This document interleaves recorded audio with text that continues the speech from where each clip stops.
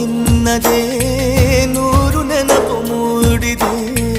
ನನ್ನಲ್ಲೇನು ಆಗಿದೆ ಹೇಳಲೇನು ಆಗದೆ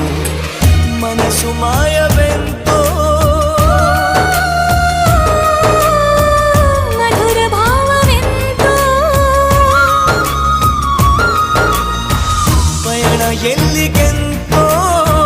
ನಯನ ಸೇರಲೆಂತೋ ಮಿಲನವಾಗಲ